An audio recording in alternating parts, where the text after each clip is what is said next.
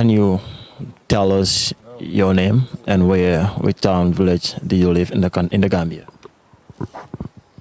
Musa Traore, Bakau, Mamakolo. Was born and raised. Gunju, second village, Mamalan. Great. And how was your childhood like, your educational background? Which school have you attended and all that?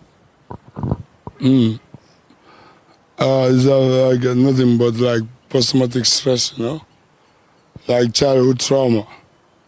I've been tortured when I was a child, because of how we were raised when we were a child, from this moral thing from our parents and shit like that, So at the end of the day, I become like this precious guys, like I become like this intellect because of everything that I've been through in all my life. What was your childhood like? I mean, growing up either in Bakau or Gonjal, because you made mention of two places. What made it scary? What made it scary?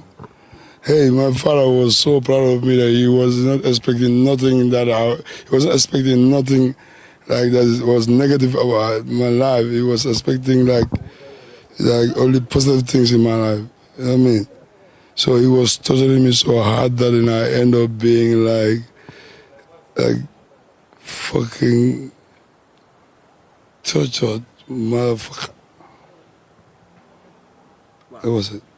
Like you said, now one may ask the question, childhood trauma and all that, because something must have happened to you, bad experience must have traumatized you, right? Could you recall those moments and all that? Yeah. I recall my auntie, my dad that has been at home. My mom has been divorced, when I was 7. And we went away, get away with my two of my siblings, all that stuff in my head,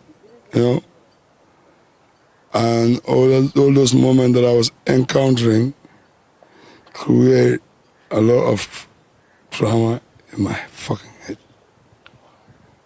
So that must have been very painful. Yeah, exactly. Great. And when actually did you actually start hitting the streets? What year? When I was 17. Where we used to hang out. I was beaten by my father, Then I traveled to my mom.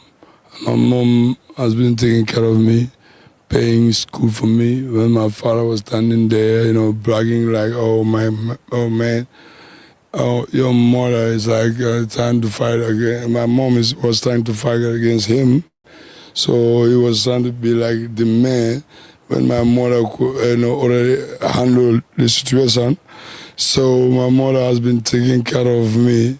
After their divorce? Yeah, after the divorce, after all these years I've been living there, but after 17 years, then I moved from Bakau to Gunjur, to my mother. When my mother started taking care of me, giving the life I'm living today. So from all these years, then I started, that's the reason why I, have this trauma that I'm encountering in my life. Great.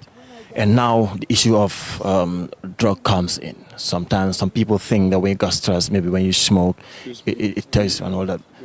I said, now the issue of having to deal with drugs come in place. Some have this belief that when you get stressed, when you smoke, you get relief from that stress and all that. Was it the reason that's what? Well, that has nothing to do with all this and all this. But when it comes to drugs, it was all about being being prosper out of our traveling. People from Gambia, travel to Europe, you want to prosper, you want to make it out of your life, you want to help your parents, your family and siblings, everybody in Gambia, you know what I mean? Yeah? Then you encounter, this type of life involved in what we call side business in Europe. Let me tell you, to be brutally honest, bro. Now we come to the point. You know what? Me, as a traveler, I've been in Europe. Country in Europe.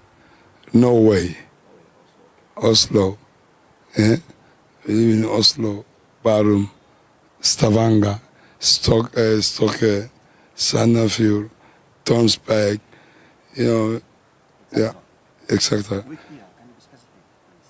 I mean, which year? Talking about 2003, yeah, till 2021, yeah. Yeah, let me tell you something. You know what's our problem in Gambia? We the travelers, they call the semesters, yeah? We have a problem. The problem that Gambian people don't know about. The problem is the demand. They expect from us. Sometimes, they expect, okay, oh, my brother, or my sister, or my father is in Babylon, is in Europe, yeah? They think money grow on trees. Nah, man. Doesn't grow on trees. Money don't grow on trees. You work. Sometimes, some of us, me, I can say, okay, I've been lucky, yeah? Excuse me. I've been lucky, yeah? To go to school, to learn language, repeat high school, university, yeah? To get a proper job, 100% job in Europe. But there are many Gambian people or African people who don't have 100% job in Europe. You know what I mean? They get part-time jobs in Europe. What they do, you know what I mean, to be able to take care of themselves and their family. You know what I mean? They have to, have a job and then to have a side business to be able to take care of themselves in Europe. You know what I mean? To be able to take care of themselves is, their bills and to be able to send money back home. You know what I mean? Yeah? To be able to send enough money back home, then the people down here, they don't know, they don't get it, they don't even know how you get the money. They think, oh, my brother is in Europe. Oh man, it's like he's a millionaire or something. No, he's not a millionaire. He's risking his life. Some of them, you know what they do? They just go to the garbage center, to the bin, and pick up all things and put them in a container, send them to Africa to have side business. People like me that are, not scared of anything, you go for it. We do illegal business, we call it side business, to be able to satisfy our families. You name that business? Business? Like I said, drug dealing, anything illegal. Drug dealing, weapons, whatever it takes to satisfy your family. Maybe the family pressure demanding enough money from you people. Was it the reason why you've been actually lured into that illegal activity? I said, could it be the pressure, the demands from the family back home? Was it the reason that actually lure you into that illegal activities? Exactly. What puts you to that level. What makes you to come to that level that you have to make that sacrifice for your people. You know what I mean? Even if you don't have to, you have to. Because your mom or your dad might be calling you hopeless or useless, you know what I mean? Expecting more than you demand or you earn. You know what I mean? Yeah, more than they demand. So that might be the reason why you will end up being, a drug dealer or whatever.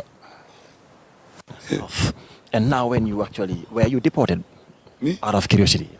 Hell yeah, I've been suspended, for the whole of fucking Sangam. 28 countries in the world for 5 fucking years. Because I've been stamped as international criminal.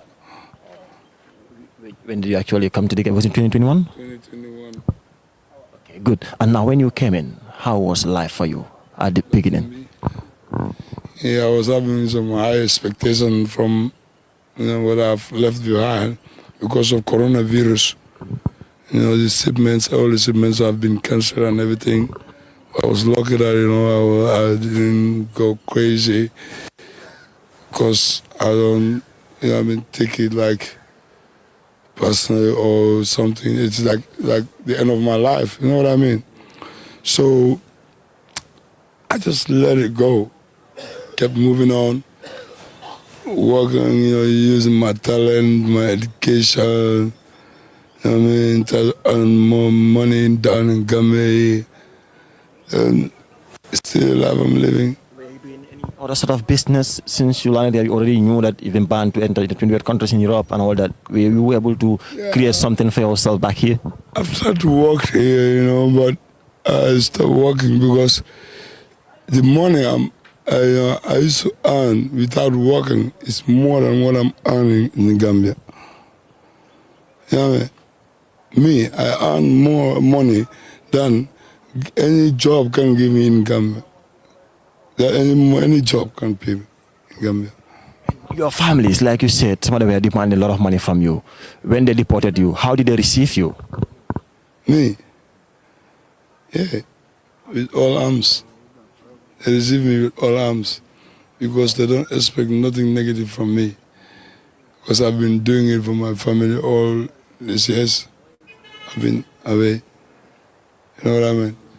So, they have not been disappointed or something. Great. And now, when I came back to Gambia, I made more money. You know what I mean? And I've been taking care of them gradually. great. Finally, now you are in the streets. You've been addicted with drugs, right? What support would you need from the government as per having to build rehabilitation centers for you? What are your demands for that? I swear to God, I don't need no support from the government.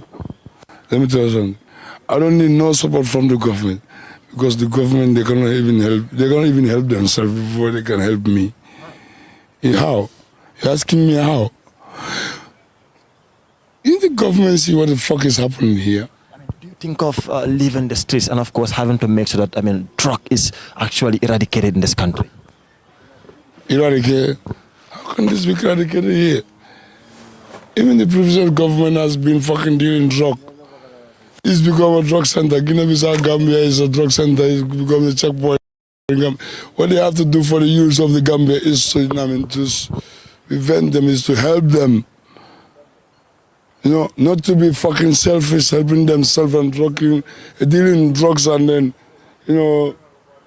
taking care of themselves instead of the people who are making the money for them. Let me tell you something. I've never been in control of this shit. I sympathize with people who are so naive of this shit. Not me. I have control of what the fuck I'm doing. I'm just chilling. I'm just having a long holiday. Yeah, I've been doing this shit for 15 fucking years. Yes. Did you miss home? Impact.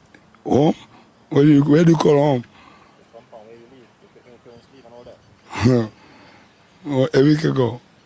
But I've been living in guest houses and having fun. Thank you. Good to have you.